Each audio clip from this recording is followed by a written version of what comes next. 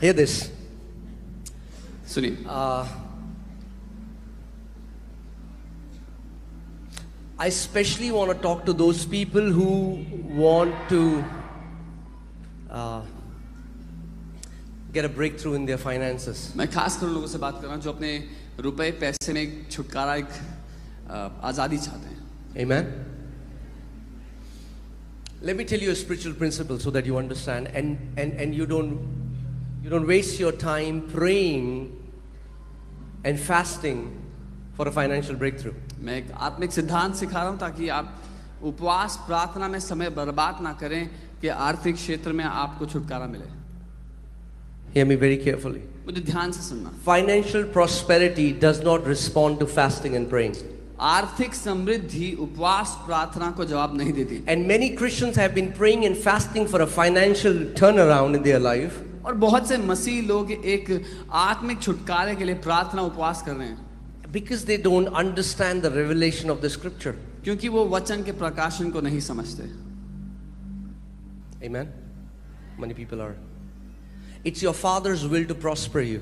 आपके पिता की ये चाहत है कि वो आपको समृद्ध करे. आप जानते हैं इस दुनिया में 75% से ज्यादा जो चिंता है वो फाइनेंशियल चिंता है लोगों को. आज पास्टर्स को फाइनेंशियल चिंता है, मिनिस्ट्री की, बिजनेसमैन को फाइनेंशियल चिंता है, लोगों को फाइनेंशियल चिंता है.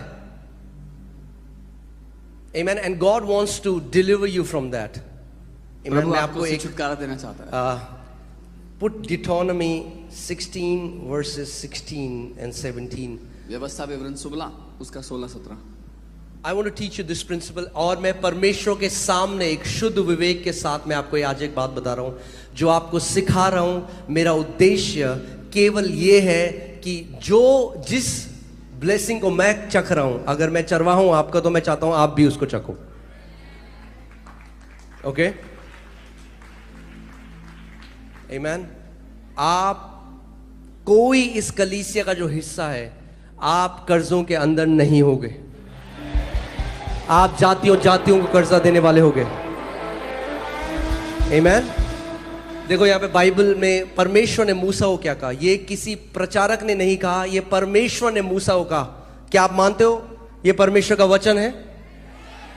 पड़ोस में क्या लिखा है? वर्ष में 3 बार अर्थात अखमेरी रोटी के पर्व और अवतारों के पर्व, अटवारों के पर्व और झोपड़ियों के पर्व, इन तीनों पर्व में तुम्हारे सब पुरुष अपने परमेश्वर यहोवा के सामने उस स्थान में जो वह चुन लेगा जाएं. और देखो छूछे हाथ यहोवा के सामने, मतलब don't go empty hand. The prince God told Moses, tell my people to not come in my presence empty handed. परमेश्वर ने मूसा से कहा मेरे लोगों को कह दे मेरी उपस्थिति में खाली हाथ ना आए. ओके, ध्यान से सुनो इस बात को. Your prosperity is in your hand. आपकी समृद्धि आपके हाथों में है. Let me say that again, मैं दोबारा so कह that रहा you हूं, understand it. ताकि आप Your समझें. prosperity is in your hand. आपकी समृद्धि आप क्यों परमेश्वर मूसा से कह रहा है कि लोगों को बोल मेरे पास खाली हाथ ना है? क्या परमेश्वर को क्या हमारे हाथों से क्या उसको बिल भरना है क्या स्वर्ग में? Why is he telling people? Whenever God gives us a command, it is for our benefit, not for his benefit. जब कभी परमेश्वर एक आज्ञा देता है तो वो हमारे भले हमारे फायदे के लिए होती है, उसके भले के नहीं. Amen. कितने लोग जानते हैं प्रार्थना करना आत्मिक है? हाँ, जो प्रार्थना बहुत करता है हम उसको क्या बोलते हैं? बहुत आत्मिक है. मगर हम आज तक एक चीज नहीं समझे. आप जानते हैं जैसे परमेश्वर प्रार्थना करने को आत्मिक देखता है, परमेश्वर राज्य में बोने को भी उतना ही आत्मिक देखता है.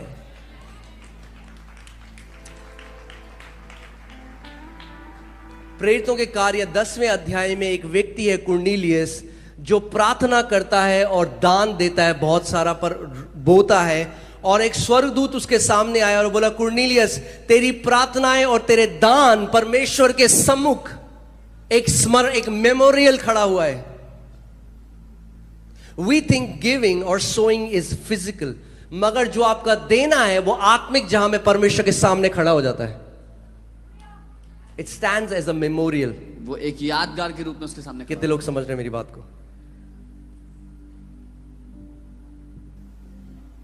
ये सेवकाई जो हमने बनाई है यहां पे जो आप देख रहे हैं, इसीलिए बोल्डली ये बात बोल सकते हैं, $1 सपोर्ट बिना ये सेवकाई आज खड़ी है, बिना किसी कर्जे के, बिना किसी स्पॉन्सर के, केवल किस सिद्धांत से कि हमने परमेश्वर के राज्य में बोना सीखा। आज भी हर महीने हम लाखों बोते हैं दूसरी सेवकाइयों में, क्योंकि उस सिद्धांत को जानते हैं, उस सिद्धांत को समझते हैं। मैं आपको आप वचन में देखिए क्या लिखा है। कैन यू पुट 2 Corinthians 9:6, दूसरा कुरिन्थियों 9:6 में देखिए क्या लिखा है। और पौलुस यहां पे एक चीज बोल रहा है। मैं आपको क्यों ये चीज समझा रहा हूं? मैं इसलिए समझा रहा हूं कि आप एक फाइनेंशियल फ्री लाइफ, पैसा लास्ट चीज होना चाहिए जिसके बारे में आप सोचते हो।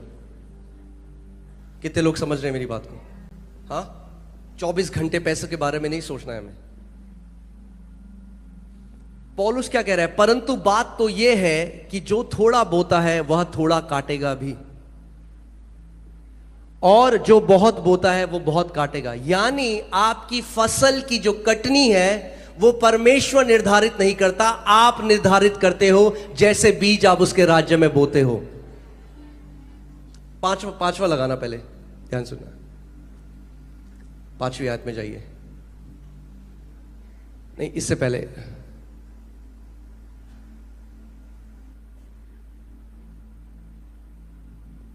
पौलुस यहां मैसेडोनिया की कलीसिया में गया और वहां लोगों को बोल रहा है कि तैयार रहना देने के लिए, मगर वो उनको ये चीज बोलता है कि कभी भी प्रेशर में आके आपको नहीं देना है। इसलिए ध्यान से सुनो, इस कलीसिया में कभी भी प्रेशर में आकर बोलो नहीं देना है।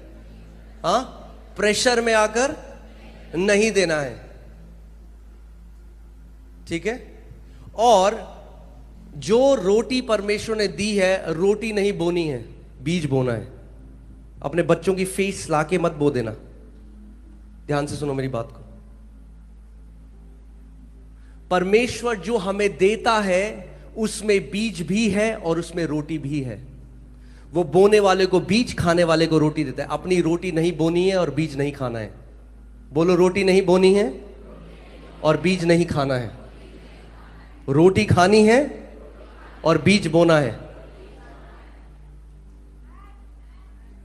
कई लोग क्या करते हैं, वो हर्ट हो जाते हैं क्योंकि मैसेज सुना और जो सब कुछ है हर बार अकाउंट में डाल दिया, और फिर उसके बाद कुछ नहीं है, फिर कहते क्या करा प्रभु ने। अरे प्रभु नहीं कह रहा आपको कि अपनी रोटी भी बो दो। इस कलीसिया में मैं आपको बोल रहा हूं, रोटी मत बो, बीज बो। केवल रोटी आपके लिए, आपके परिवार के लिए। अपने बच्चों की फीस निकाल के मत डालो यहां ऑफरिंग बैग में। आमीन। हाँ, एक गैर जिम्मेदार आप हस्बैंड और एक फादर नहीं हो सकते। Don't so your kids fees. अपने बच्चों की फीस लेके मत बो देना। मगर जो भी परमेश्वर आपको देता है, जो भी, मैं आपको आज तरीका बता रहा हूं बढ़ोतरी का, कि आप इस बात को समझ जाओ, आप एक फाइनेंशियल इंडिपेंडेंट लाइफ जी सको। आपको लग रहा है यीशु मसीह सोचता था हर समय कैसा कैसा आ रहा है, कैसे कैसे होगा सब कुछ? नहीं, money should be the last. आपकी चिंता का आखिरी होना चाहिए पैसा। सो जो भी परमेश्वर आपके हाथ में रखता है, आपकी सैलरी कुछ भी हो, चाहे 10,000 है, चाहे 20,000 है, चाहे 1,00,000 है, फर्क नहीं पड़ता। जो भी आपकी सैलरी है उसमें बीज है और उसमें रोटी है। पहला जो 10वां हिस्सा है वो परमेश्वर का है। किसका है? परमेश्वर का। पहला 10वां हिस्सा परमेश्वर का है। तो जब हम वो परमेश्वर के राज्य में पहला 10वां हिस्सा बोते हैं तो आप उदारता नहीं दिखाते, आप उसको वो देते हैं जो उसका हिस्सा है। कई मसीह लोग तो वो भी नहीं करते। जितने मसीहों से मैं मिला हूं जो बहस करते हैं टाइट में, आप उनकी फाइनेंशियल स्टेट देख लेना, वो फाइनेंसेस में स्ट्रगल कर रहे होंगे, मगर बहस नहीं छोड़ेंगे अपनी। अरे बुद्धिमानी दिखाकर अगर जीवन में मूर्खता के फल हो तो क्या फायदा उस बुद्धिमानी का?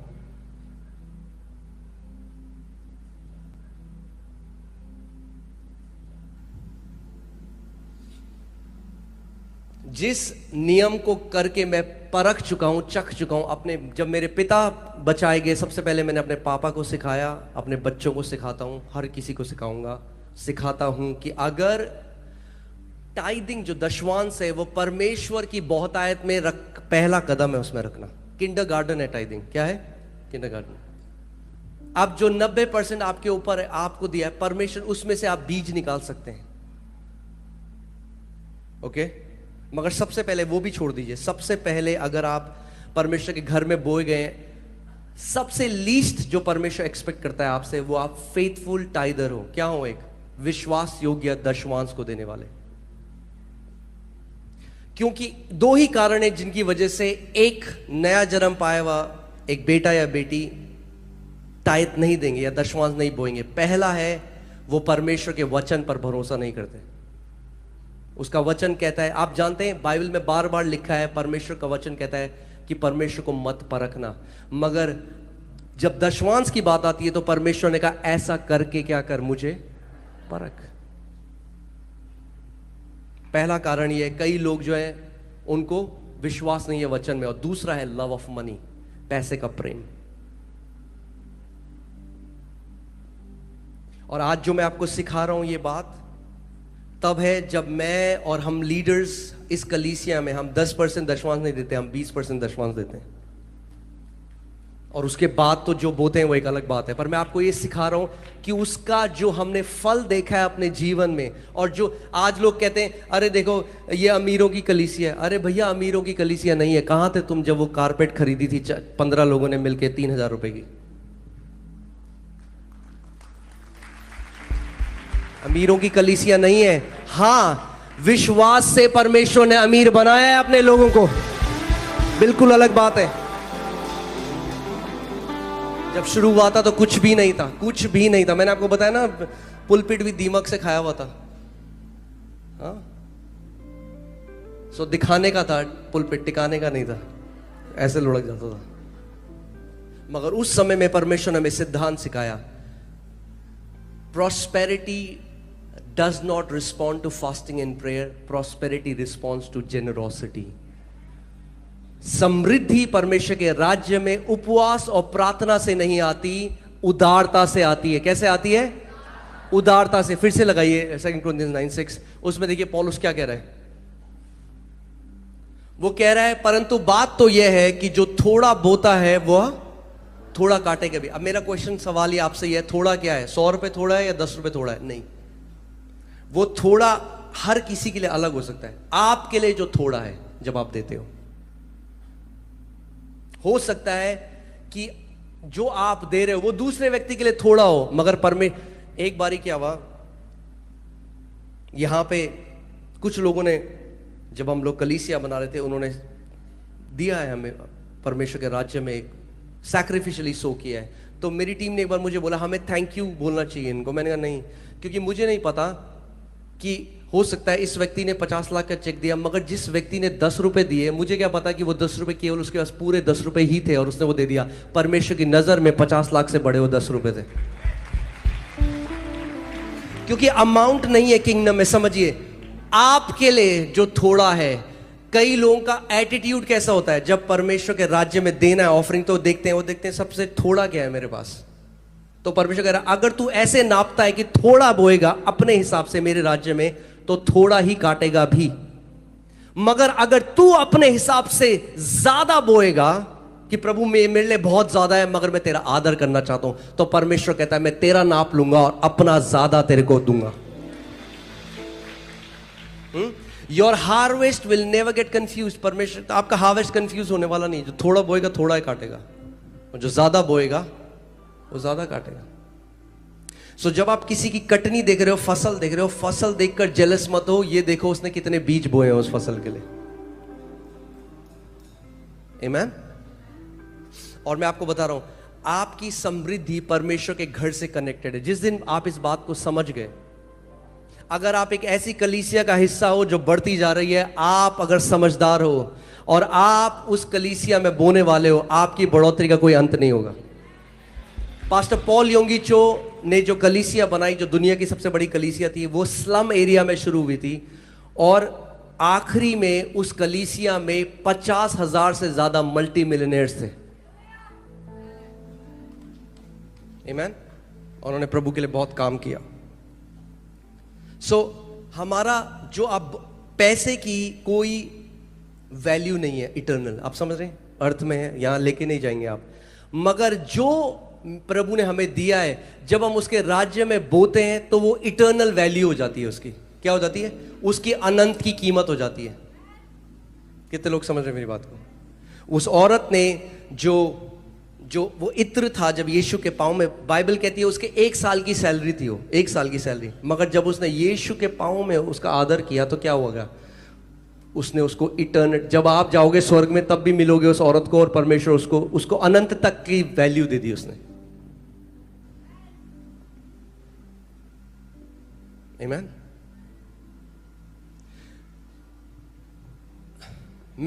एक चीज मैं और मेरी वाइफ ने डिसाइड करी कि हमारे बच्चे, we will make sure that they become generous, कि वो उदार होंगे, क्योंकि अगर उदार होंगे उन्हें कभी कमी नहीं होगी किसी चीज की। आमीन।